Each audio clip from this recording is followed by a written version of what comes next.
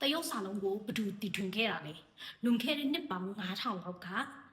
ဘရင်ရဲ့လက်ဝဲအမတ်ကြီးဖြစ်တဲ့ချမ်းချေကတည်ထွင်ခဲ့တာပါ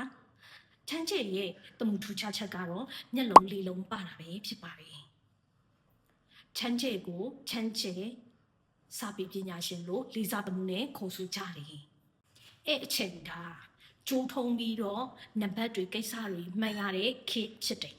အရန်အစင်မပြေဘူးဒါနဲ့ချမ်းချေကငှက်တွေတာရဲတရိษံတွေလမ်းလျှောက်တဲ့ပုံစံကိုအသေးစိတ်တတိပြုစောင့်ကြည့်တယ်မိုးကောင်းခင်မြေနေလတက်ရှိတတဝါတွေရဲ့အခြေအနေအကြောင်းအရာတွေကိုလည်းအသေးစိတ်တတိပြုစောင့်ကြည့်တယ်ချမ်းချဲကနံပါတ်တွေအလုပ်ကိစ္စတွေကိုမှတ်တဲ့အချိန်မှာဖော်ပြထားတယ်ရင်းနှီးပြီးသားပုံသဏ္ဍာန်တွေကိုပေါင်းစည်းလိုက်တယ်နောက်ဆုံးကြတော့ပုံသဏ္ဍာန်ကနေတမှုထူခြားတဲ့တရုတ်စာလုံးလေးတွေဖြစ်လာပါတယ်ရှင်ဒီဗီဒီယိုကနေဘာအကျိုးကျေးဇူးတွေရပါလဲတခုခုမှမိခဲ့ပါမယ်ရှင်